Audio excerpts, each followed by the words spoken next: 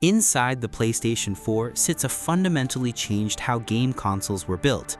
After the PlayStation 3's unusual cell architecture became notorious for being difficult to program, Sony changed direction. The PS4 moved to a much more familiar x86-64 design built around AMD hardware. Security changed too. The PS4 kept some of its most sensitive cryptographic work away from the main CPU. Separate hardware handled those operations, limiting what an attacker could reach even if they managed to compromise the operating system. On paper, the console looked incredibly difficult to break, yet the same familiar architecture that made life easier for developers also gave security researchers something they understood. The operating system was based on FreeBSD. The browser used WebKit. Both had years of public research behind them. Researchers started with the browser, then worked their way deeper. They found memory corruption bugs, escaped the browser's restrictions, attacked the kernel, and eventually reached Ring 0 through vulnerabilities in everything from networking code to a corrupted USB drive. Years later, a networking bug first disclosed in 2006 would open another route into the machine. This is the technical story of the Liverpool processor, Orbis OS, and the security battle that followed the PlayStation 4 for more than a decade. To understand why the PlayStation 4 looked so different, you have to go back to the console before it. Sony developed the Cell broadband engine with IBM and Toshiba. Contemporary reporting put Cell's research and development cost at around $400 million, separate from the much larger investments surrounding semiconductor manufacturing. The chip itself was unusual. It paired a PowerPC-based main processor with 8 synergistic processing elements, or SPEs, on the silicon. But there's an important distinction here. Retail PlayStation 3 systems didn't actually use all 8. One SPE was disabled to improve manufacturing yields. Of the 7 left active, another was reserved for the operating system, leaving 6 normally available to games. Cell could do a huge amount of work, but getting that performance wasn't easy. Developers had to split jobs across the SPEs and manage data movements in ways that were very different from programming a normal desktop CPU. Developers complained about that complexity throughout the PS3 generation. Then the PS3 ran into a completely different problem: security. In December 2010, Failoverflow presented its PlayStation 3 research at the 27th Chaos Communication Congress. One of the biggest discoveries involved ECDSA, the elliptic curve digital signature algorithm Sony used as part of the console's software signing system. ECDSA depends on a secret value called a nonce, usually written as K. That value needs to be generated correctly for every signature. Sony's implementation reused it. That was enough to expose the private signing key. When researchers compared signatures that reused the same nonce, they could work backward mathematically and recover the secret behind them. Soon afterward, George Hotz, better known as GeoHot, published PS3 key material, including the Met letter key. Sony took him to federal court and sought restrictions on distributing the material. The case was later settled. The larger technical problem remained. A critical part of the PS3's trust system had been exposed. Firmware updates could add new protections, but they couldn't erase the cryptographic mistake from consoles that had already shipped. The PlayStation 4 would rely much more heavily on separation. Breaking one part of the machine wouldn't necessarily expose everything behind it. This story is based on documented security research, public vulnerability disclosures, technical presentations, and independent reverse engineering. Some low-level details were discovered by researchers rather than officially documented by Sony. Full sources are available in the video description. Sony left the Cell architecture behind. At the center of the PlayStation 4 was a custom AMD system-on-chip, commonly known by the codename Liverpool. It wasn't an off-the-shelf PC processor, but compared with Cell, the architecture was far more familiar. The CPU used 8 x86-64 Jaguar cores. Beside them was a custom AMD Radeon GPU with 18 compute units and a peak rating of 1.84 teraflops. The system also had 8 GB of GDDR5 memory with 176 GB per second of memory bandwidth. Sony's official specifications confirmed the 8 Jaguar cores, 1.84 teraflop GPU, and 8 GB of GDDR5. For developers, this was a much more familiar environment. They could work with x86 tools, compilers, debuggers, and programming techniques that were much closer to the PC world. That familiarity worked both ways. Security researchers already knew x86. They knew how its privilege levels worked. They knew its memory model, and they had decades of operating system research to draw from. So the PS4 didn't leave every security function in the hands of the Jaguar CPU. Some of the most sensitive work happened somewhere else. Inside the PS4's main APU was a separate security processor known as SAMU, the Secure Asset Management Unit. Reverse engineering shows that this security side of the chip used AMD's AM3 architecture. SAMU also worked alongside a separate cryptographic coprocessor and a secure loading system. The important part is what that separation did. The Jaguar cores ran the main operating system and games. SAMU handled protected security work, including sensitive cryptographic operations and key handling. Taking control of the x86 kernel therefore wasn't automatically the same thing as taking control of every cryptographic secret in the console. Researchers eventually dug into SAMU too. Later work examined its key handling, and physical researchers even extracted information directly from PS4 silicon. Still, the PS4 never suffered the same public, platform-wide signing key collapse that hit the PS3. There was another processor outside the main APU. On early PS4 hardware, the South Bridge was codenamed Aeolia. Aeolia handled communication with storage, peripherals, power management systems, and other parts of the motherboard. It was effectively a small computer of its own, with multiple ARM cores and its own firmware. So researchers weren't looking at one computer protected by one wall. They were looking at several computers working together, and the software running on the main one had a very familiar ancestor. The PlayStation 4 operating system, known as Orbis OS, was built from FreeBSD 9.0 and then heavily modified by Sony. FreeBSD gave Sony a mature Unix-like foundation. Networking, memory management, process handling, and other core pieces were already there. Its permissive license also allowed Sony to build proprietary PlayStation code around that foundation without having to publish every modification. But Orbis wasn't just desktop FreeBSD with a PlayStation interface on top. Sony locked it down. CTERT's early research showed that the browser process ran inside a FreeBSD jail with additional Sony-specific permissions checks around sensitive functions. So even if someone got code running inside the browser, that code still had limits. It couldn't simply reach every file, every process, or every piece of hardware in the console. There was no normal desktop waiting underneath, no terminal where someone could simply type commands and take over the machine.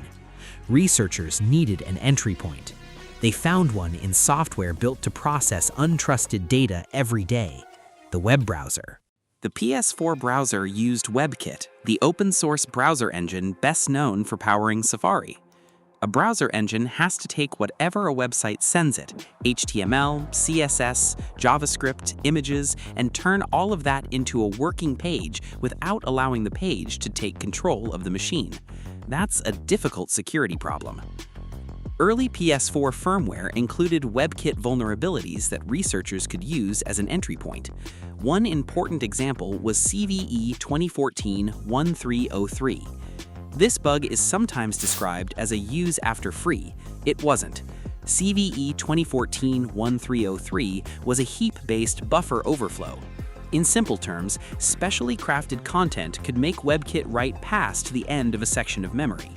A crash by itself wasn't enough. The real challenge was controlling what happened around that damaged memory well enough to redirect execution. On early PS4 firmware, researchers managed to do exactly that. The exploit could move from WebKit into return-oriented programming, or ROP, and from there reach native x86-64 code through the browser's just-in-time compilation environment. CTERT documented that path in his early PS4 research. Now, their own instructions were running on the PlayStation 4. That sounds like the end of the story. It wasn't. They were inside the system, but not the part they wanted. The code was running inside the browser process. The kernel was still in charge. That distinction mattered because the kernel decides which processes can access files, memory, devices, and privileged system functions. The browser remained inside a FreeBSD jail and Sony's sandbox. Researchers could inspect the environment available to that process, but they couldn't simply read every protected file or command every piece of hardware. There were memory protections too. On early firmware, CTRT found that Sony wouldn't simply give the browser a page of memory that was both writable and executable. WebKit's JIT system handled this another way. It created two mappings of the same physical memory, one that could be written to and another that could be executed. Researchers could use that feature to move beyond ROP and run native code. But they were still in userland. The real target sat one layer deeper. To properly escape the browser, they needed a vulnerability in the kernel itself. And by the end of 2015, more than one research team had found a way there. On x86-86, normal applications run with less privilege than the operating system kernel. The usual shorthand is Ring 3 for user applications and Ring 0 for the kernel. In December 2015, security researcher CTURT published a detailed look at a working kernel exploit against PS4 firmware 1.76. The vulnerability was known as Bad IRET. Bad IRET was a low-level x86-64 bug involving what happened when the processor tried to return from an interrupt. The processor uses an instruction called IRET to restore state and return to user code.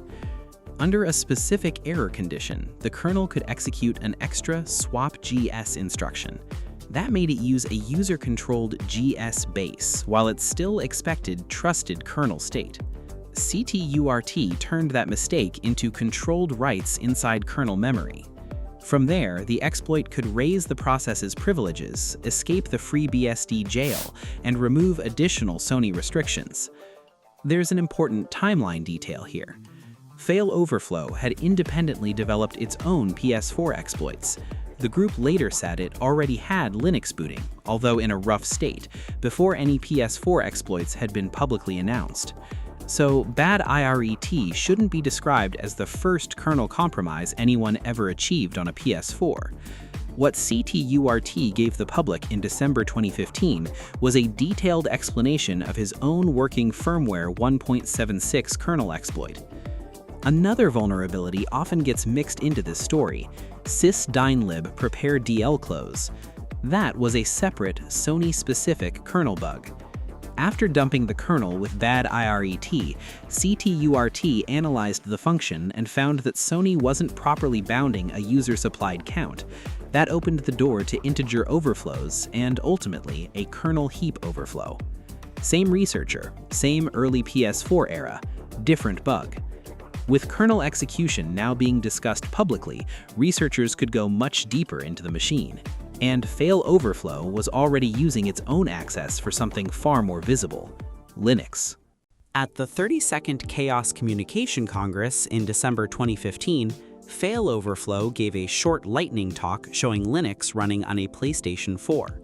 The demo was impressive, but there's one detail that often gets exaggerated.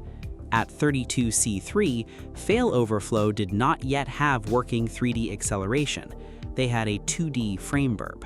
That was enough to boot Linux and run a Game Boy Advance emulator. The demonstration included a modified version of Pokémon Emerald. But normal accelerated 3D graphics still weren't working. Failoverflow said so directly after the presentation. Getting there took another year of work. The PS4 used an x86 CPU, yet much of the hardware around it was anything but standard. Failoverflow found unusual ACPI behavior, custom interrupt handling, the Aeolia South Bridge, and a Radeon GPU that needed PlayStation-specific driver work. Then came 33C3 at the end of 2016. By that point, Failoverflow said it had 3D graphics working, had cleaned up several drivers, and could run Steam OS and Linux games such as Portal 2. That progression matters. The 2015 demonstration proved Linux could boot on the PS4.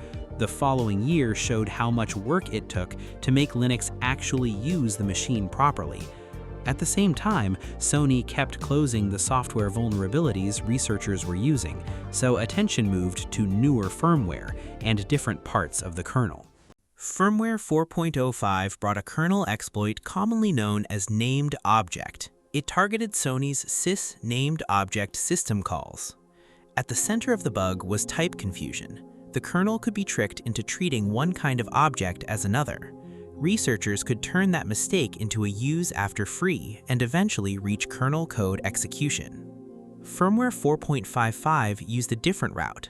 This time, the target was the Berkeley Packet Filter, or BPF, a networking subsystem inherited from the BSD world.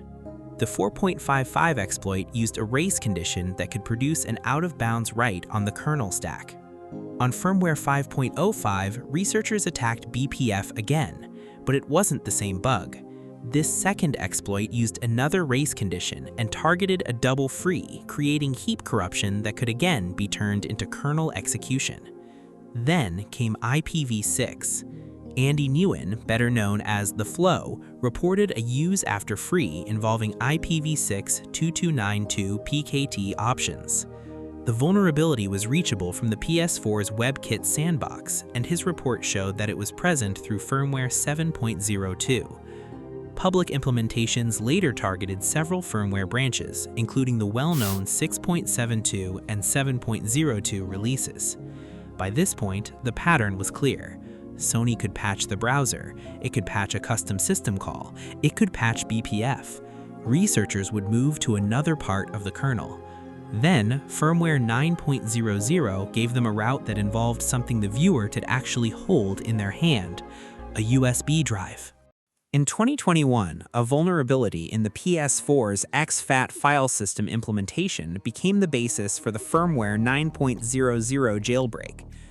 The public implementation became known as POOBS4, while the modified USB image used with it was widely called exfathax. The underlying problem was a size conversion bug that could lead to a heap-based buffer overflow while the kernel processed a malformed exFAT file system. The exploit chain still began in the browser.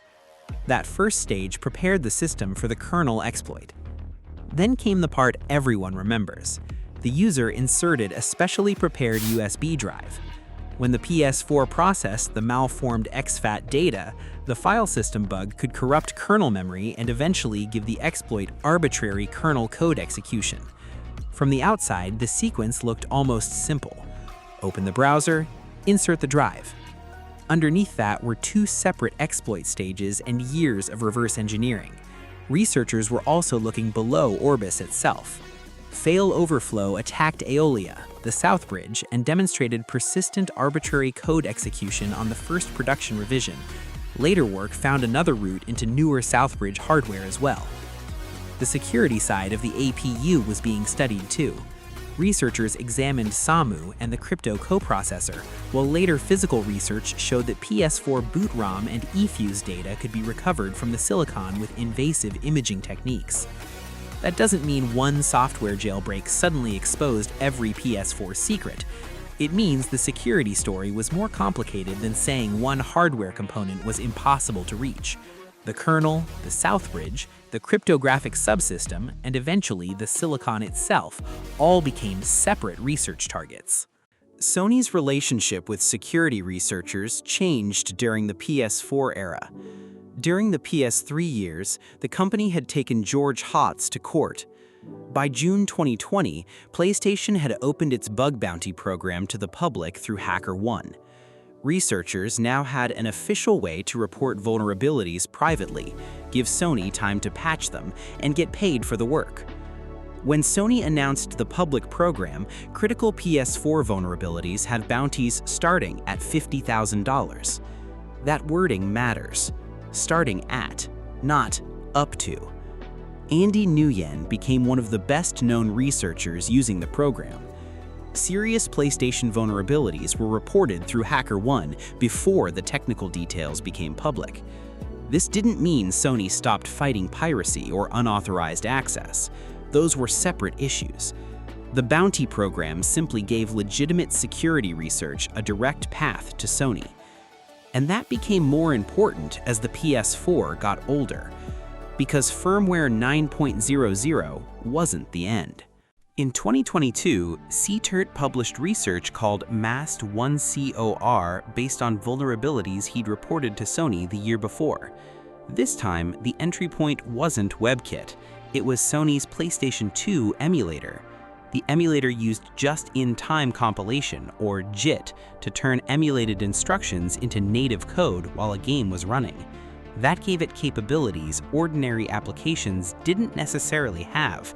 CTERT showed how bugs in that environment could be used to escape the PS2 emulator and reach much more powerful userland code execution. The same research also mattered on the PS5 because the PS2 emulator was actually a PS4 title running there through backward compatibility. Then came pp-pon. In 2024, the official Flow released a proof-of-concept kernel exploit for PS4 firmware up to 11.00. It attacked PPPoE networking and used CVE 2006-4304. The age of that bug is the remarkable part. CVE 2006-4304 was disclosed in 2006 and affected the SPPPP driver across FreeBSD, NetBSD, and OpenBSD. Nearly 2 decades later, that old networking bug was still relevant to PlayStation hardware. And pp-pon wasn't the end of the public PS4 exploit timeline.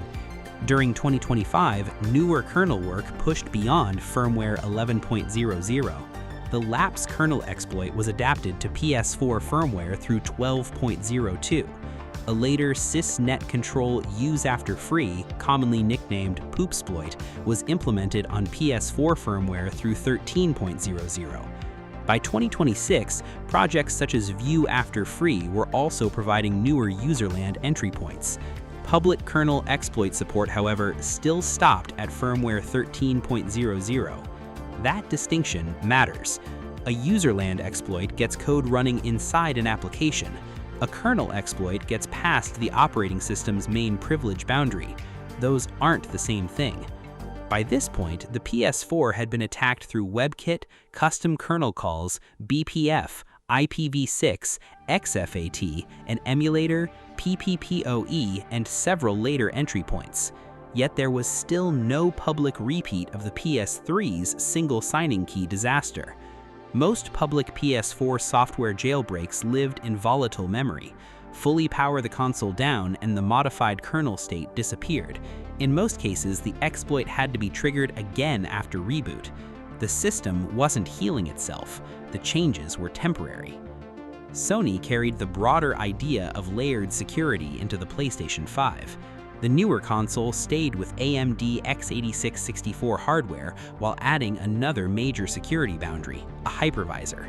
CTERT's MAST1COR research also noted how aggressively Sony had reduced privileged JIT attack surfaces on the PS5. And the PS4 itself kept getting updates. Sony was still publishing PS4 system software in 2026.